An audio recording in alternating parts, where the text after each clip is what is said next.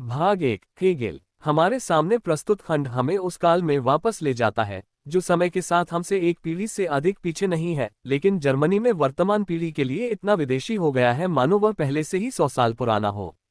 फिर भी यह 1848 की क्रांति के लिए जर्मनी की तैयारी का काल था, और तब से हमारे देश में जो कुछ भी हुआ है वह केवल 1848 की निरंतरता है, क्रांति की अंतिम इच्छा और वसीयतनामा का निष्पादन मात्र है। जैसे 18वीं सदी में फ्रांस में हुआ था, वैसे ही 19वीं सदी में जर्मनी में भी दार्शनिक क्रांति ने राजनीतिक पतन की शुरुआत की। लेकिन दोनों कितने अलग अलग दिखते थे। फ्रांसीसी सभी आधिकारिक विज्ञान चर्च और अक्सर राज्य के खिलाफ खुलेआम लड़ाई में थे। उनके लेख सीमा पार हॉलैंड या इंग्लैंड में छपते थे, जबकि वे खुद अक्सर बेस्टिल में कैद होने के खतरे में रहते थे। दूसरी ओर जर्मन प्रोफेसर थे, युवाओं के राज्य द्वारा नियुक्त प्रशिक्षक। उनके लेख मान्यता प्राप्त पाठ्यपुस्तकें थीं, और पूरे विकास की समाप्ति प्रणाली हेगेलियन प्रणाली को मानो राज्य के शाही प्रशियाई दर्शन के दर्जे तक बढ़ा दिया गया था। क्या ये संभव था कि इन प्रोफेसरों के पीछे, उनके अस्पष्ट पांडित्यपूर्ण वाक्यांशों, उनके भारी थकाऊ वाक्यों के पीछे एक क्रांति छिपी हो सकती है? क्या ये वही लोग नहीं थे जिन्हें तब क्रांति के प्रतिनिधि, उदारवादी, इस दिमाग को भ्रमित करने वाले दर्शन के सबसे कटु विरोधी माना जाता था? लेकिन जो बात न तो सरकार और न ही उदारवादियों ने देखी, उसे कम से कम एक व्यक्ति ने 1833 में ही देख लिया था, और यह व्यक्ति कोई और नहीं बल्कि हेनरिक हेन था। आइए एक उदाहरण लेते हैं। हेगेल के प्रसिद्ध कथन की तुलना में किसी भी दार्शनिक प्रस्ताव ने संकीर्ण सोच वाली सरकारों से अधिक आभार और समान रूप से संकीर्ण सोच वाले उदारवादियों से अधिक क्रोध अर्जित नहीं किया है। जो कुछ भी वास्तविक है वह तर्कसंगत है, और जो कुछ भी तर्कसंगत है वह वास्तविक है। ये वास्तविक रूप से उन चीजों का पवित्रीकरण था जो मौजूद हैं। निरंकुशता, पुलिस, सरकार, स्टार चैम्बर की कार्यवाही और सेंसरशिप को दिया गया एक दार्शनिक आशीर्वाद। फ्रेडरिक विलियम तीन और उनके विषयों ने इसे इसी तरह समझा। लेकिन हेगेल के अनुसार निश्चित रूप से मौजूद हर चीज वास्तविक नहीं है, बिना किसी अतिरिक्त योग्यता के। हेगेल के लिए वास्तविकता का गुण केवल उसी से संबंधित है जो एक ही समय में आवश्यक है। अपने विकास के दौरान वास्तविकता आवश्यकता साबित होती है। एक विशेष सरकारी उपाय हेगेल खुद एक निश्चित कर विनियमन का उदाहरण देते हैं, इसलिए उनके लिए योग्यता के बिना किसी भी तरह से वास्तविक नहीं है। हालांकि जो आवश्यक है वह अंततः तर्कसंगत भी साबित होता है, और उस समय के प्रशिया राज्य पर लागू होने पर हेगेलियन प्रस्ताव का मतलब सिर्फ इतना है: ये राज्य तर्कसंगत है, तर्क के अनुरूप है जहां तक यह आवश्यक है, और अगर यह फिर भी हमें बुरा लगता है, लेकिन फिर भी अपने बुरे चरित्र के बावजूद अस्तित्व में रहता है, तो सरकार का बुरा चरित्र उसके विषयों के संगत बुरे चरित्र द्वारा उचित और स्पष्ट किया जाता है। उस समय के प्रशियावासियों के पास वह सरकार थी जिसके वे हकदार थे। अब हेगेल के अनुसार वास्तविकता किसी भी तरह से किसी भी परिस्थिति, चाहे वह सामाजिक हो या राजनीतिक, सभी परिस्थितियों में और सभी समयों में पूर्वानुमानित गुण नहीं है। इसके विपरीत रोमन गणराज्य वास्तविक था, लेकिन रोमन साम्राज्य भी वास्तविक था जिसने इसे पीछे छोड़ दिया। 1789 में फ्रांसीसी राजतंत्र इतना अवास्तविक हो गया था, यानी सभी आवश्यकताओं से इतना वंचित, इतना तर्कहीन, कि इसे महान क्रांति द्वारा नष्ट करना पड़ा, जिसके बारे में हेगेल हमेशा सबसे बड़े उत्साह के साथ बोलते हैं।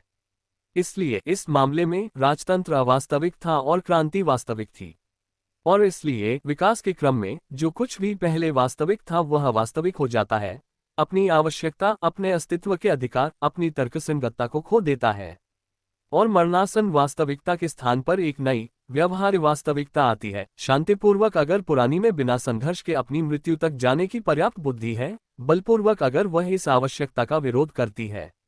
इस प्रकार हेगेलियन प्रस्ताव हेगेलियन द्वंद्वात्मकता के माध्यम से अपने विपरीत में बदल जाता है। मानव इतिहास के क्षेत्र में जो कुछ भी वास्तविक है वह समय की प्रक्रिया में तर्कहीन हो जाता है, इसलिए अपने गंतव्य से ही तर्कहीन है, पहले से ही तर्कहीनता से दूषित है, और जो कुछ भी मनुष्यों के दिमाग में तर्कसंगत है वह वास्तविक बनने के लिए नियत है, चाहे वह मौजूदा स्पष्ट वास्तविकता का कितना भी विरोधाभास क्यों न करे।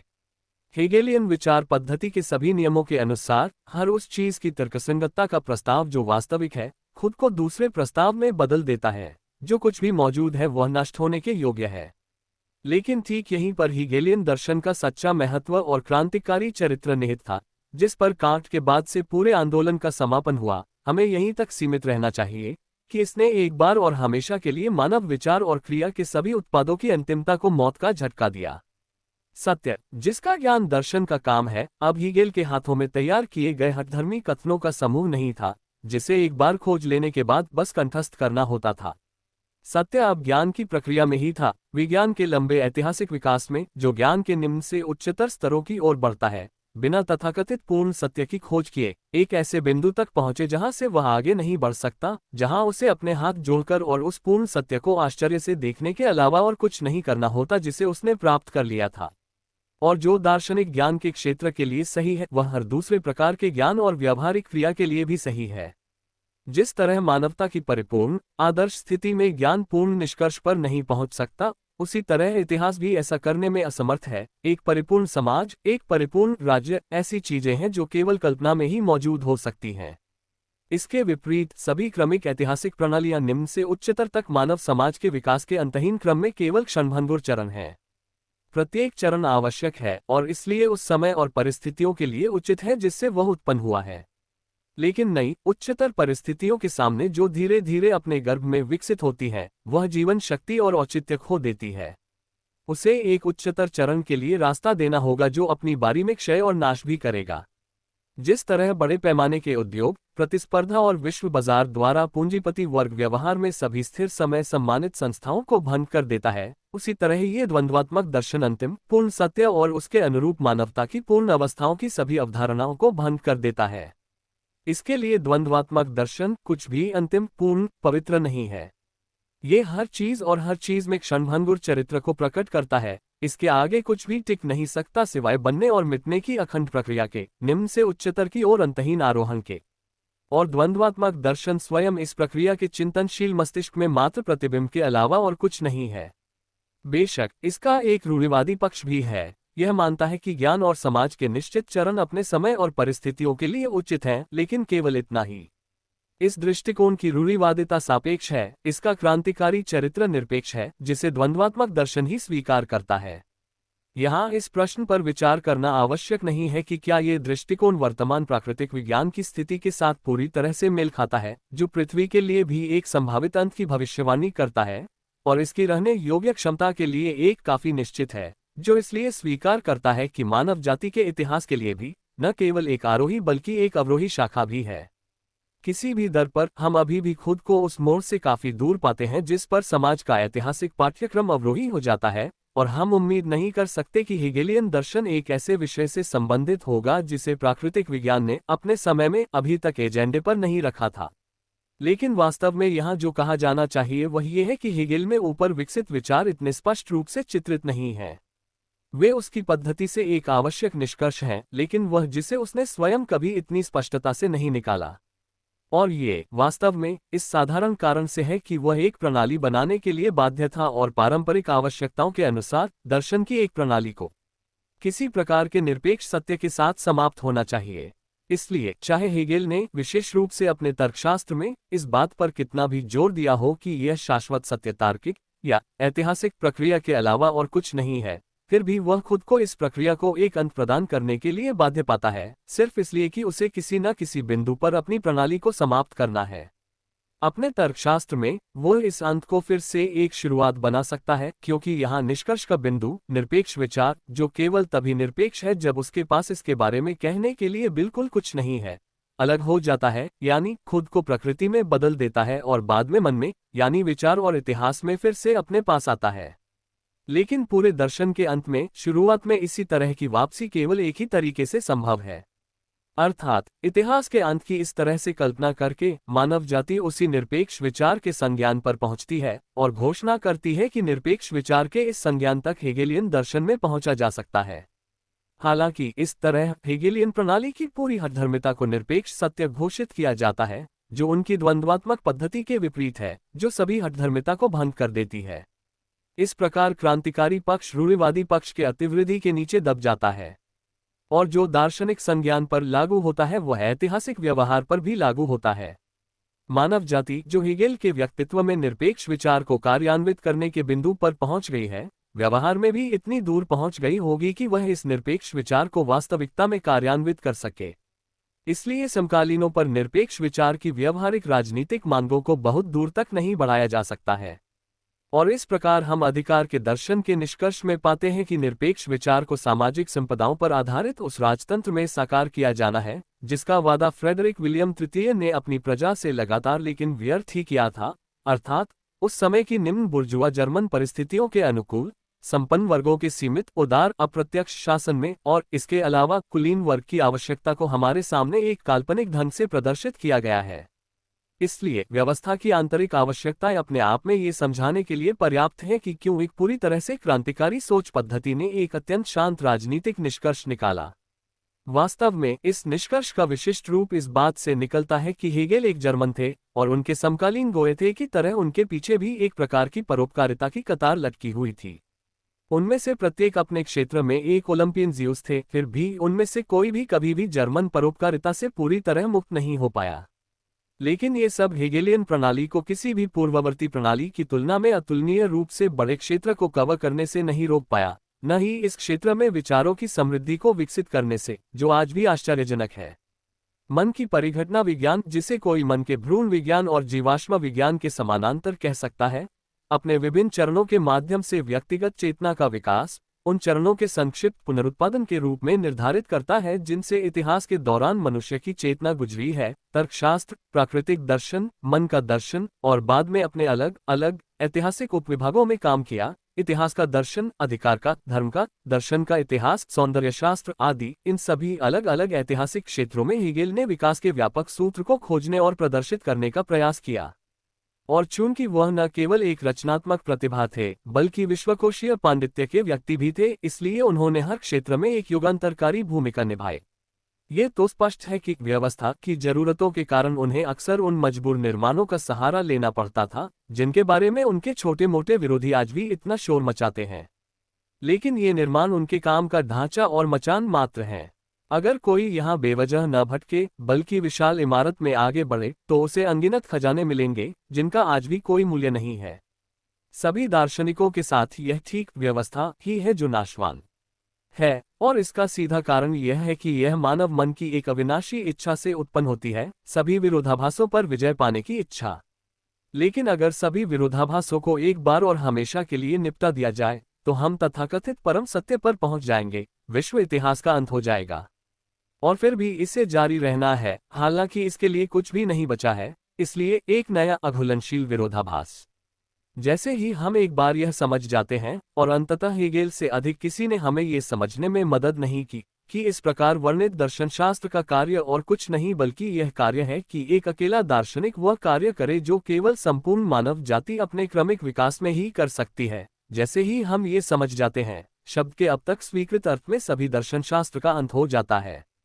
हम परम सत्य को छोड़ देते हैं जो इस मार्ग पर या किसी एक व्यक्ति द्वारा अप्राप्य है। इसके बजाय हम सकारात्मक विज्ञानों के मार्ग पर प्राप्य सापेक्ष सत्यों का पीछा करते हैं और द्वंद्वात्मक सोच के माध्यम से उनके परिणामों का योग करते हैं। किसी भी दर पर हेगेल के साथ दर्शनशास्त्र का अंत हो जाता है, एक ओर क्योंकि उन्होंने अपनी प्रणाली में इसके संपूर्ण विकास को सबसे शानदार तरीके से सारांशित किया, और दूसरी ओर क्योंकि भले ही अनजाने में उन्होंने हमें प्रणालियों की भूल भुलैया से बाहर निकलकर दुनिया के वास्तविक सकारात्मक ज्ञान का रास्ता दिखाया।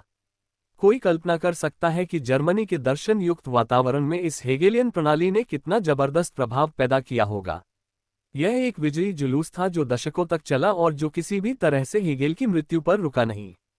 इसके विपरीत ये ठीक 1830 से 1840 तक था जब हेगेलियनवाद सबसे अधिक प्रभावशाली रूप से शासन करता था और अधिक या कम हद तक अपने विरोधियों को भी संक्रमित करता था। ये ठीक इसी अवधि में था कि हेगेलियन विचारों ने सचेत रूप से या अनजाने में सबसे व्यापक रूप से सबसे विविध विज्ञानों में प्रवेश किया और यहाँ तक कि लोकप्रिय साहित्य और दैनिक प्रेस को भी प्रभावित किया, जिससे औसत शिक्षित चेतना अपना मानसिक पाबुलम प्राप्त करती है। लेकिन पूरे मोर्चे पर यह जीत केवल एक आंतरिक संघर्ष की प्रस्तावना थी। जैसा कि हमने देखा है, हेगेल के सिद्धांत ने समग्र रूप से देखा जाए तो सबसे विविध व्यवहारिक पार्टी विचारों को आश्रय देने के लिए बहुत जगह छोड़ी है।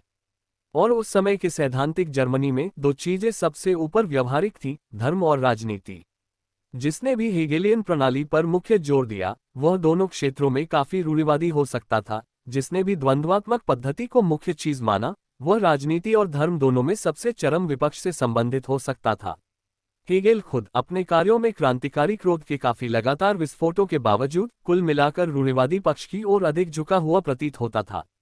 वास्तव में उनकी प्रणाली ने उन्हें उनकी पद्धति की तुलना में बहुत अधिक कठोर मानसिक प्लेगिंग की कीमत चुकानी पड़ी थी। 30 के दशक के अंत में स्कूल में दरार अधिक से अधिक स्पष्ट होने लगी। वामपंथी तथाकथित युवा हेगेलियन धर्मनिष्ठ रूढ़िवादी और सामंती प्रतिक्रियावादियों के साथ अपनी लड़ाई में उस समय के ज्वलंत प्रश्नों के संबंध में उस दार्शनिक सभ्यतापूर्ण संयम को धीरे धीरे त्याग दिया जिसने उस समय तक राज्य की सहिष्णुता और यहाँ तक कि उनकी शिक्षाओं के लिए सुरक्षा भी सुनिश्चित की थी। और जब 1840 में रूढ़िवादी धर्मनिष्ठता और निरंकुश सामंती प्रतिक्रिया फ्रेडरिक विलियम चतुर्थ के साथ सिंहासन पर चढ़े तो खुली पक्षपातपूर्णता अपरिहार्य हो गई। लड़ाई अभी भी दार्शनिक हथियारों के साथ जारी थी, लेकिन अब अमूर्त दार्शनिक उद्देश्यों के लिए नहीं। ये सीधे पारंपरिक धर्म और मौजूदा राज्य के विनाश पर केंद्रित थी। और जबकि ड्यूश जहरबुचर में व्यवहारिक लक्ष्य अभी भी मुख्य रूप से दार्शनिक भेष में सामने रखे गए थे, 1842 के राइनिशे ज़ितुन में युवा हेगेलियन स्कूल ने खुद को महत्वाकांक्षी कट्टरपंथी पूंजीपति वर्ग के दर्शन के रूप में सीधे प्रकट किया और दर्शन के अल्पावरण का उपयोग केवल सेंसरशिप को धोखा देने के लिए किया। हालांकि उस समय राजनीति बहुत कांटेदार क्षेत्र था और इसलिए मुख्य लड़ाई धर्म के खिलाफ निर्देशित हुई। ये लड़ाई विशेष रूप से 1840 के बाद से अप्रत्यक्ष रूप से राजनीतिक भी थी। 1835 में प्रकाशित स्ट्रॉस के लाइफ ऑफ जीसस ने पहली प्रेरणा प्रदान की थी। सुसमाचार मिथकों के गठन के बारे में इसमें विकसित सिद्धांत का बाद में ब्रूनो बाउर ने इस प्रमाण के साथ मुकाबला किया कि लेखकों द्वारा खुद इंजील कहानियों की एक पूरी श्रृंखला गढ़ी गई थी। इन दोनों के बीच विवाद आत्म चेतना और पदार्थ के बीच लड़ाई के दार्शनिक भेष में किया गया था। ये प्रश्न कि क्या सुसमाचार की चमत्कारिक कहानियां समुदाय के भीतर अचेतन पारंपरिक मिथक निर्माण के माध्यम से अस्तित्व में आईं या क्या वे स्वयं प्रचारकों द्वारा गढ़ी गईं, इस प्रश्न में बढ़ गया कि क्या विश्व इतिहास में पदार्थ या आत्मचेतना निर्णायक सक्रिय शक्ति थी। अंत में स्टिनर समकालीन अराजकतावाद के पैगंबर बाकुनिन ने उनसे बहुत कुछ लिया है और संप्रभु आत्मचेतना को उनके संप्रभु अहंकार द्वारा समाप्त कर दिया। हम हेगेलियन स्कूल की विघटन प्रक्रिया के इस पक्ष में आगे नहीं जाएंगे। हमारे लिए अधिक महत्वपूर्ण निम्नलिखित है। सबसे दृढ़ युवा हेगेलियनों का मुख्य समूह सकारात्मक धर्म के खिलाफ अपनी लड़ाई की व्यावहारिक आवश्यकताओं के कारण एंग्लो फ्रेंच भौतिकवाद की ओर वापस चला गया। इसने उन्हें अपने स्कूल की प्रणाली के साथ संघर्ष में ला दिया। जबकि भौतिकवाद प्रकृति को एकमात्र वास्तविकता के रूप में मानता है, हेगेलियन प्रणाली में प्रकृति केवल निरपेक्ष विचार के अलगाव का प्रतिनिधित्व करती है। इसलिए कहें तो विचार का ह्रास। किसी भी स्थिति में सोच और उसका विचार उत्पाद विचार यहाँ प्राथमिक है, प्रकृति व्युत्पन्न है जो केवल विचार की कृपालुता से ही मौजूद है। और इस विरोधाभास में वे जितना हो सके उतना अच्छा या बुरा फंस गए। फिर फायरबाख की ईसाइयत का सार आए। एक ही झटके में इसने विरोधाभास को चूर्ण विखंडित कर दिया, जिसमें बिना किसी घुमाव के भौतिकवाद को फिर से सिंहासन पर बिठा दिया। प्रकृति सभी दर्शनशास्त्रों से स्वतंत्र रूप से अस्तित्व में है। ये वह आधार है जिस पर हम मनुष्य, जो स्वयं प्रकृति की उपज हैं, पले बड़े हैं। प्रकृति और मनुष्य के बाहर कुछ भी अस्तित्व में नहीं है, और हमारी धार्मिक कल्पनाओं ने जिन उच्चतर प्राणियों का निर्माण किया है, वे केवल हमारे अपने सार का शानदार प्रतिबिंब है। जादू टूट गया, व्यवस्था को विस्फोट कर अलग कर दिया गया, और विरोधाभास जो केवल हमारी कल्पना में मौजूद दिखाया गया था, विलीन हो गया। इसका अंदाजा लगाने के लिए किसी को स्वयं इस पुस्तक के मुक्तिदायी प्रभाव का अनुभव करना चाहिए। उत्साह सामान्य था, हम सभी एक बार फायरबाखियन बन गए। मार्क्स ने नए विचार का कितने उत्साह से स्वागत किया, पुस्तक की कमियों ने भी इसके तत्काल प्रभाव में योगदान दिया। इसकी साहित्यिक, कभी कभी तो बहुत ही उच्च स्तरीय शैली ने इसके लिए एक बड़ा पाठक वर्ग जुटाया, और अमूर्त तथा गूढ़ हेगेलियन के लंबे वर्षों के बाद किसी भी तरह से ये ताजगी देने वाला था। यही बात प्रेम के अत्यधिक देवत्व के बारे में भी सत्य है, जो अब शुद्ध तर्क के असहनीय संप्रभु शासन के बाद आया, जिसका औचित्य नहीं तो बहाना तो था। लेकिन हमें यह नहीं भूलना चाहिए कि फायरबाख की ठीक यही दो कमजोरियां थीं जिन्हें सच्चा समाजवाद, जो 1844 से शिक्षित जर्मनी में महामारी की तरह फैल रहा था, ने अपना प्रस्थान बिंदु बनाया। वैज्ञानिक ज्ञान के स्थान पर साहित्यिक वाक्यांशों को रखा, उत्पादन के आर्थिक परिवर्तन के माध्यम से सर्वहारा वर्ग की मुक्ति के स्थान पर प्रेम के माध्यम से मानव जाति की मुक्ति को रखा। संक्षेप में, श्री कालग्रुन द्वारा प्रतिरूपित प्रेम के घृणित बढ़िया लेखन और उल्लास में खुद को खो दिया। एक और बात जो हमें नहीं भूलनी चाहिए वह ये है, हेगेलियन स्कूल बिखर गया, लेकिन आलोचना के माध्यम से हेगेलियन दर्शन पर विजय नहीं पाई जा सकी। स्ट्रॉस और बाउर ने इसके एक पक्ष को लिया और दूसरे के खिलाफ विवादात्मक रूप से इसे खड़ा किया। फायरबाख ने इस प्रणाली को तोड़ दिया और बस इसे त्याग दिया। लेकिन एक दर्शन को सिर्फ ये कहने से समाप्त नहीं किया जा सकता कि यह झूठा है। और हेगेलियन दर्शन जैसी शक्तिशाली रचना, जिसने राष्ट्र के बौद्धिक विकास पर इतना बड़ा प्रभाव डाला था, उसे सिर्फ नजरअंदाज करके समाप्त नहीं किया जा सकता था। इसे अपने ही अर्थ में समाप्त किया जाना था, यानी इस अर्थ में कि आलोचना के माध्यम से इसके स्वरूप को नष्ट किया जाना था, लेकिन इसके माध्यम से जो नई सामग्री प्राप्त हुई थी उसे बचाया जाना था। ये कैसे हुआ, हम नीचे देखेंगे। लेकिन इस बीच 1848 की क्रांति ने पूरे दर्शन शास्त्र को उसी तरह से किनारे कर दिया, जिस तरह से फायरबाख ने हेगेल को किनारे कर दिया था। और इस प्रक्रिया में फायरबाख खुद भी पृष्ठभूमि में चले गए।